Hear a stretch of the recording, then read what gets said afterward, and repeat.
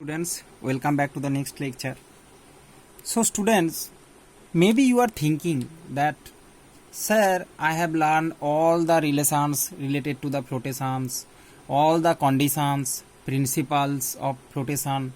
Okay, all the principles, conditions, what we have, why we will learn it?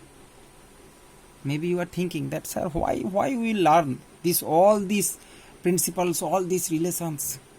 So that's what today we will learn. Today I will explain why you will learn. Means the application of principle of flotation. What the principle of flotation you have learned, their application, why you will learn, what concept it gives it to you, that we will learn today. Means the application of flotation, means the what's the principle of flotation, what is application in our daily life. First, what is present in your book, flotation of iron ship. So let's start it. Students, you can see, you can do this experiment also, that iron nail, if you place a iron nail on surface of water, it sink. Okay, if you drop a iron nail on the surface of water, that nail will sink. But ship also made on iron. If you see the large ship, whether a small ship you can buy from a fair also, that is also made of iron, but that floats.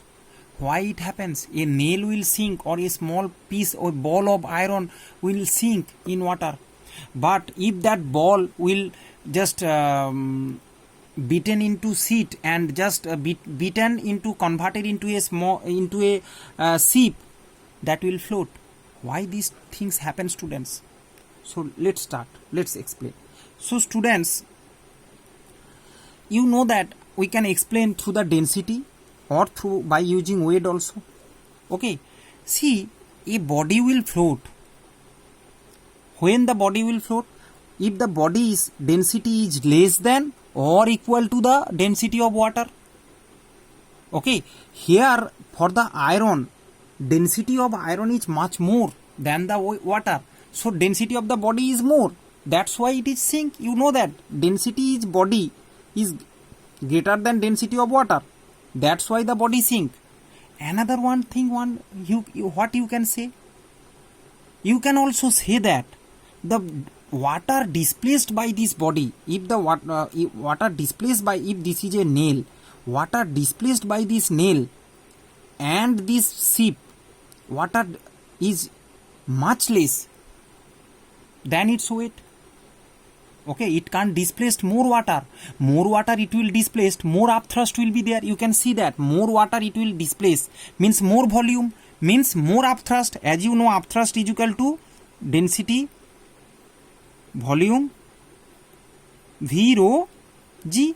So more volume it will displace, means more upthrust. Okay, so ship will displace more volume than the ball or piece of iron or that nail. Okay, it can't displace more water than its weight. That's why it will sink. But if it converted into a ship or just a sheet like that, it will displace. That's why in this case more upthrust it will deserve than the iron ball or iron nail. That's why here it is floating, and in this case it is sink.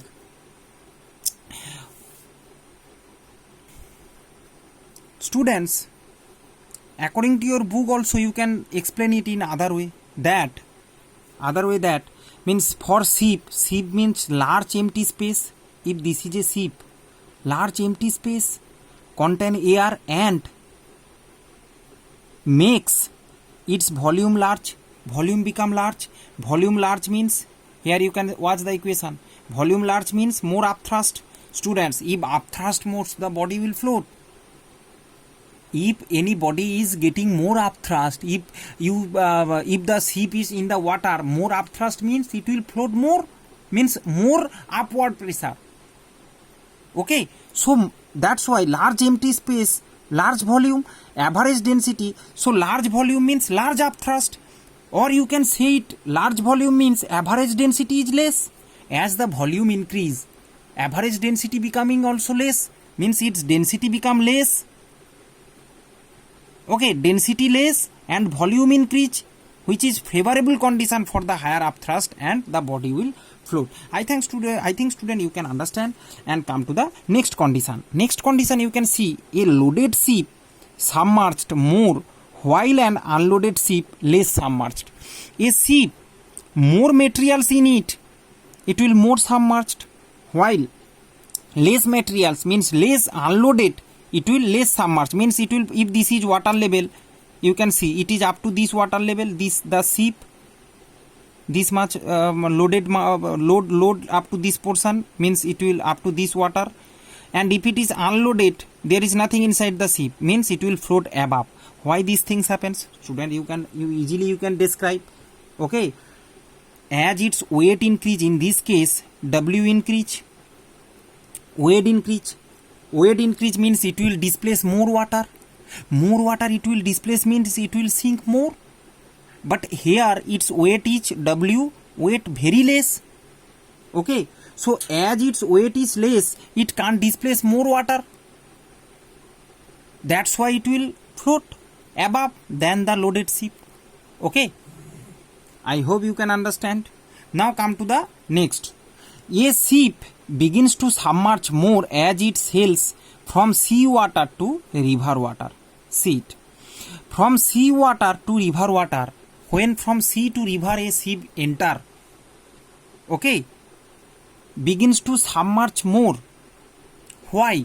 Means if in sea, you can see, if I draw it, if this portion submerged in sea, in river it will be up to this portion, it will sink.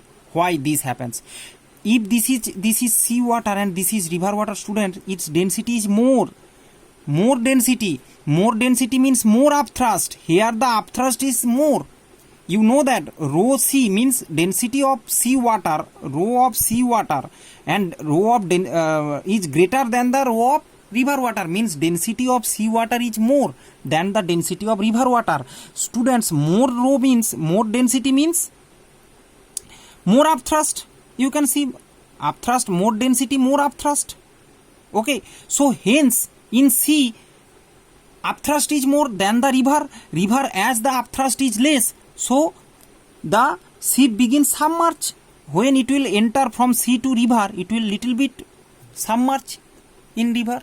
As river water's density is less, the ship will submerge. I hope you can understand. Now come to the next condition.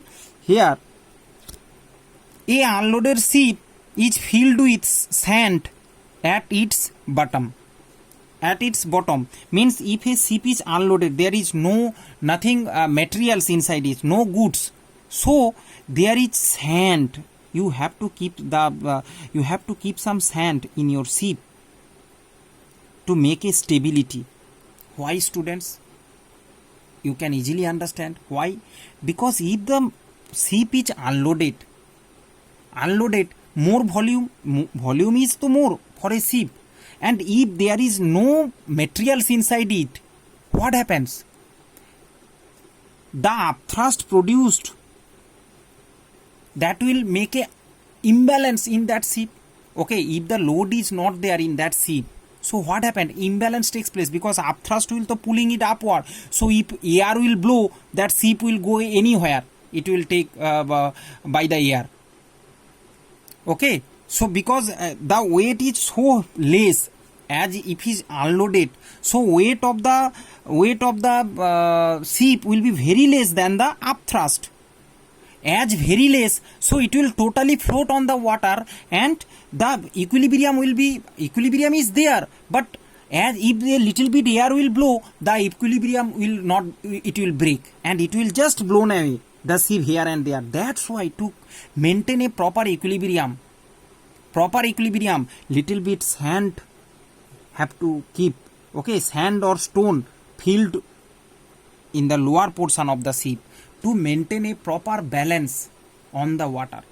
Okay, means if the ship also unloaded, the equilibrium will be stable, and other factors like blowing wind and the other factors will not affect, or the gravity, okay, that will not affect, not put the danger the ship. Okay students, so this is the first application, principle of flotation, and second application will come on human body, that is the flotation of iron ship, iron or ship related, iron related things. Second will watch the next lecture, that is flotation of human body.